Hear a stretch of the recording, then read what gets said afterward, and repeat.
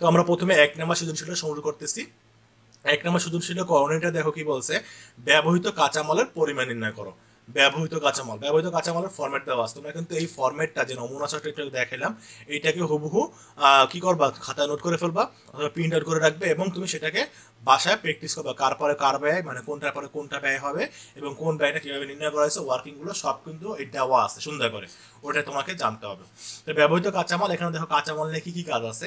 এখানে মজুদ দেখাইছে 1-1-13, মানে এখানে যে 3টা জিনিস আছে, 3টা জিনিস এক প্রারম্ভিক। তারপর এখানে মজুদ দেখানো হয়েছে 31-12-13, তার মানে এখানে যে 3টা আছে এই 3টা সমাপ্ত। তাহলে আমরা জানি কি ব্যবহৃত কাঁচামাল বের করা হয় যে কাঁচামালের প্রারম্ভিক মজুদ যোগ কাঁচামাল ক্রয়, এই যে কাঁচামাল ক্রয়, দেন যদি ক্রয় সাথে কোনো পরিবহন থেকে ফেরত থেকে থাকে মানে নিট ক্রয় বের করা, বাদ সমাপনী মজুদ, এই সমাপনী মজুদ। তাহলে এই 3টা যা আছে, এখানে আর কিছু নাই। তাহলে আমরা এখানে দেখো কাঁচামাল, প্রথমে কাঁচামাল 1-1 প্রারম্ভিকটা দেখাইলাম, যোগ ব্যবহৃত কাঁচামাল বাদ, যোগ কাঁচামাল ক্রয় বাদ সমাপনী কাঁচামাল। তাহলে যেটা পাইলাম সেটা হলো ব্যবহৃত কাঁচামাল।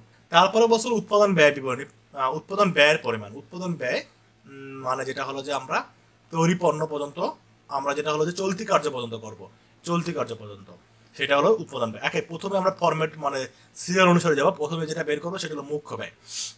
মুখ্য ব্যয় কিভাবে বের করেছে বলছিলাম, ব্যবহৃত কাঁচামাল যেহেতু ক নাম্বারে করছি তাই নতুন করে করতে হলো না।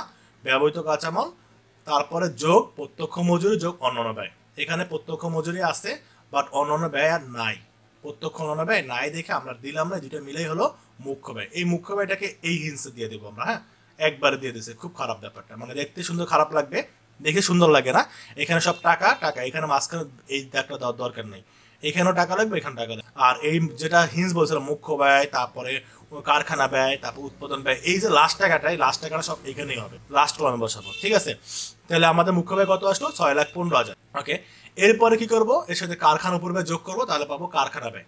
তাহলে কারখানা উপর ব্যয় কি আছে, এখানে দেখো কারখানা উপর ব্যয় ডিরেক্ট দেওয়া আছে, কত দেওয়া আছে, 2,10,000, 2,10,000 কারখানা উপর ব্যয় দেওয়া আছে। দেন এই দেখো সব একসাথে করছে, হ্যাঁ এই জিনিসটা কিন্তু খারাপ করছে, 2,10,000 তো দিয়ে আবার পরে মাইনাস করছে। তো আমরা এখানে দেখো তো বাদ অকেজ দ্রব্যাদি বিক্রয়, তুমি আলাদাভাবে দেখাবা, এখানে কারখানা দেখাবে মানে আরেকটা টাকার কলম বসাবো, বসে এখানে কারখানার উপরে ব্যয় বাদ অকেজ দ্রব্যাদি বিক্রয়, কারণ আমরা বলছিলাম যে যদি অকেজ দ্রব্যাদি থাকে এটাকে আমরা বাদ দিতে হবে। অকেজ দ্রব্যাদি বিক্রি করলে এটা কিন্তু প্রতিষ্ঠানের ব্যয়টাকে কমা দিতেছে, কারখানা ব্যয়টাকে কমাচ্ছে, তাই এটাকে বাদ দিতে হবে।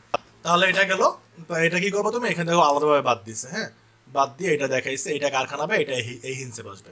তুমি আরেকটা টাকার কলম দিবা, বই তো বই, একটা বই এক একটা গায়ে টেস্ট পেপার বিভিন্নভাবে করছে, হ্যাঁ তো এইভাবে না করে আমরা সুন্দরভাবে লাস্ট কলমে দেখাবো।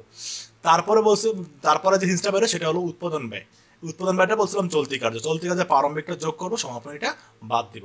চলতি কাজে প্রারম্ভিক এই যে প্রারম্ভিকটা দেওয়া আছে চলতি কার্য, এটা যোগ করবো, সমাপনীটা বাদ দেবো। চলতি কার্য মানে হলো অর্ধপ্রস্তুত পণ্য, তো অর্ধপ্রস্তুত পণ্য যদি পর্যন্ত করাটাই কিন্তু আমাদের উৎপাদন ব্যয়।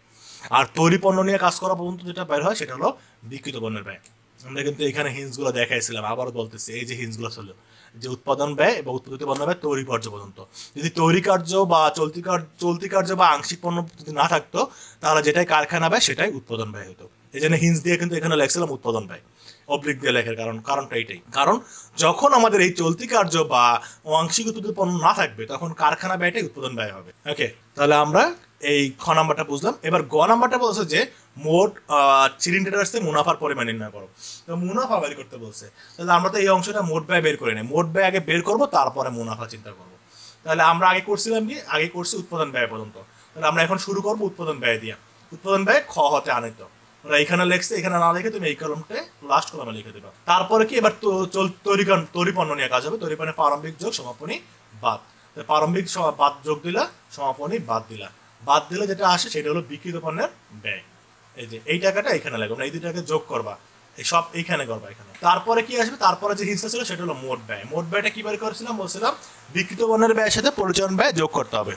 এখন পরিচালন ব্যয় হিন্সটা কি ছিল, পরিচালন ব্যয় দুই প্রকার ছিল, একটা প্রশাসনিক ব্যয় এবং একটা বিক্রয় উপর ব্যয়, দুইটা ব্যয় মিলাই বলছিলাম পরিচালন ব্যয় হবে। তাহলে এখানে সব দেওয়া আছে ডিরেক্ট, তোমাকে বেশি করতে হবে না। প্রশাসনিক ব্যয় দেওয়া আছে এবং বিক্রয় ব্যয় দেওয়া আছে, তুমি এই দুটো ব্যয়কে একসাথে যোগ করে তারপর যোগ করে দেয়, এই যে এইখানে আলাদাভাবে করছে যেভাবে এইভাবেই করতে হবে, মূলত এখানে আরেকটা টাকার কলম দিয়ে দিতে হবে। এই দুটাকে যোগ করলে 1,70,000 হলো, এটার সাথে যোগ করে ওরা বসাইছে এখানে একবারে মোট ব্যয়। এবার মোট ব্যয় এই অঙ্কে কি আছে, বিক্রয় মূল্য দেওয়া আছে, তাহলে মুনাফা বের করা সম্ভব। বিক্রয় মূল্য দেওয়া না থাকতো তাহলে লেখা থাকতো মোট ব্যয়ের এত % বিক্রয় মূল্য, তখন তুমি সেইভাবে করতা। তো এখানে যদি বিক্রয় মূল্য দিয়ে দিচ্ছে কত, 12,90,000, 12,90,000, আর আমাদের ব্যয় বেরোচ্ছে কত, ব্যয় বেরোচ্ছে 9,81,000। তাহলে বিক্রয় মূল্য থেকে যদি আমরা ব্যয়টাকে বাদ দিই, বাকিটা কি লাভ আসে। কারণ আমরা বিক্রি মোট ব্যয়ের সাথে যদি এখন মুনাফা যোগ করি তখন বিক্রয় মূল্য হয়। তার মানে বিক্রয় মূল্য থেকে যদি আমরা আবার মুনাফা বাদ দিই তাহলে মোট ব্যয় বের হয়। তাহলে আবার কি বিক্রয় মূল্য থেকে যদি আমরা মোট ব্যয় বাদে তাহলে মুনাফা বের হয়, বিক্রয় মূল্য থেকে আমরা যদি মুনাফা বাদে তাহলে মোট ব্যয় বের হয়। তিনটা সিস্টেম একই কথা, যে আমরা আগে পড়ছিলাম যে বিক্রয় মূল্য বাদ বিক্রিত পণ্যের ব্যয় সমান সমান মোট লাভ। এখানে বিক্রিত নমুনা শখটা ভালো করে বুঝতে